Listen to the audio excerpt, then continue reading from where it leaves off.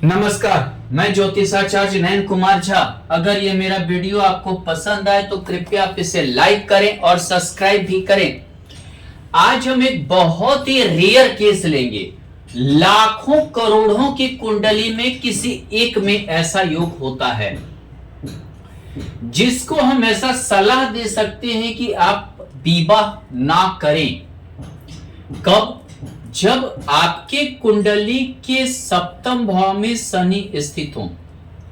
सप्तम भाव में शनि स्थित हो, शनि नीरसता लाता है, नीरस जीवन को बनाता है। तो नीरस जीवन बनाता है। ऊपर से अगर मान लीजिए पाप कर्तरी में भी हो, पाप कर्तरी मतलब इनके ठीक द्वादश भाव और द्वितीय भाव में पाप ग्रह हो। जैसे मान लीजिए मंगल यहां पाप ग्रह है और यहां पे मान लेते हैं कि राहु पाप ग्रह है। ऐसे में विवाह करने में काफी समस्याएं आती हैं। विवाह के बाद व्यक्ति सुखी नहीं रहता है, पत्नी हमेशा रोगी रहती है और विवाह सफल नहीं होता है। ऐसा तब भी हो सकता है, मान लीजिए कि सप्तम भाव पाप कर्तरी में हो और सप्तमेश शुक्र, सप्तम भाव में शुक्र सूर्य के साथ स्थित हो, चाहे लग्न में शनि हो चाहे पंचम भाव में शनि हो। इस कारण से भी सप्तमेश सूर्य के साथ होना और शनि चाहे लग्न में हो, चाहे लग्न में हो सप्तम दृष्टि या पंचम भाव से तृतीय दृष्टि में हो, सप्तमेश पाप कर्तरी में हो, ऐसे में विवाह नहीं करनी चाहिए। ऐसे में जो है विवाह करना यानी कि समझिए आप एक तो विवाह होता ही नहीं है और विवाह करनी भी नहीं चाहिए। काफी परेशानी आ जाता है। दूसरा अगर हम देखें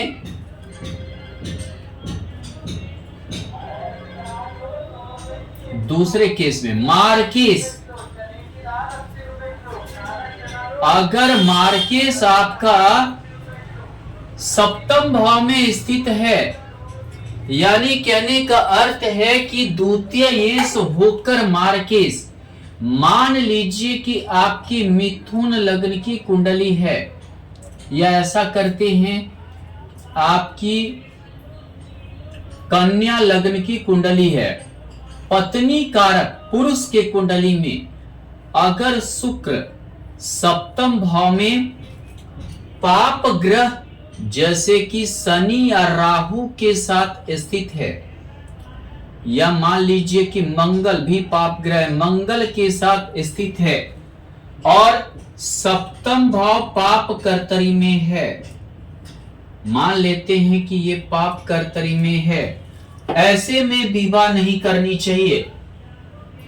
ऐसे में विवाह में काफी परेशानी आती है, वैवाहिक जीवन अच्छा नहीं गुजरता है, चाहे पुरुष हो या स्त्री हो, इस केस में अच्छा नहीं गुजरेगा। अगर यहां पर शुक्र के आसपास अगर सूर्य हो तो ये समझिए कि वैवाहिक जीवन बहुत ही खत्म होगा, यानी कि बहुत ही खराब गुजरेगा। तीसरी बात, अगर आपके कुंडली में सूर्य और शनि का युति सप्तम भाव में हो और शुक्र पीड़ित हो, जैसे कि पीड़ित होना पाप ग्रह से केतु के साथ जैसे पीड़ित है,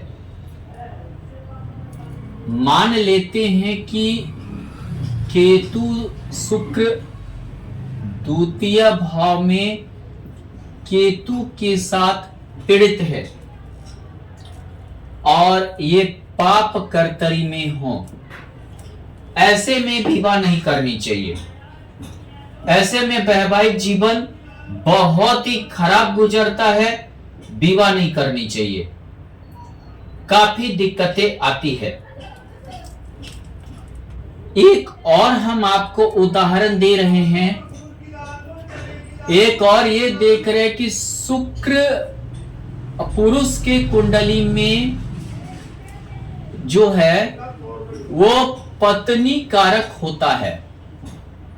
शुक्र, अगर मान लीजिए कि कुंडली में कहीं भी शुक्र नीच का हो गया, शुक्र कन्या में नीच का होता है, मान लेते हैं कि यहां पे कन्या में सप्तम भाव में अगर हो गया, नीच का हो गया, साथ में मंगल है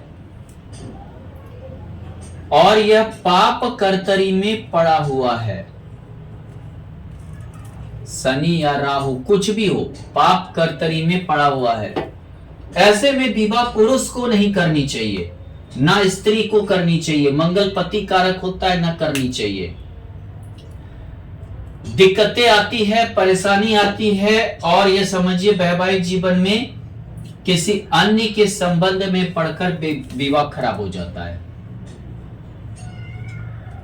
अगर आपका सप्तमी से द्वादश भाव में, अगर मान लीजिए कि आपका सप्तमी, मान लेते हैं कि यहां मीन, यहां मान लेते हैं कि मेष राशि है, सप्तमी मेष हो गया, यहां 7 हो गया, यहां 6। अगर यहां द्वादश भाव में मंगल शनि के साथ स्थित हो गया, द्वादश भाव में शनि के साथ स्थित मंगल हो गया, और यहां कोई भी पापी ग्रह हो, राहु केतु हो, ऐसे में विवाह नहीं करनी चाहिए। आप विवाह ना करें तो ज्यादा अच्छा है, नहीं तो वैवाहिक जीवन आपका बहुत ही खराब गुजरने वाला है, बहुत ही गंदा गुजरने वाला है। आपका जीवन साथी आपको छोड़कर चली जाएंगे, भाग जाएंगे, वैवाहिक जीवन काफी दिक्कत में रहेगा। धन्यवाद।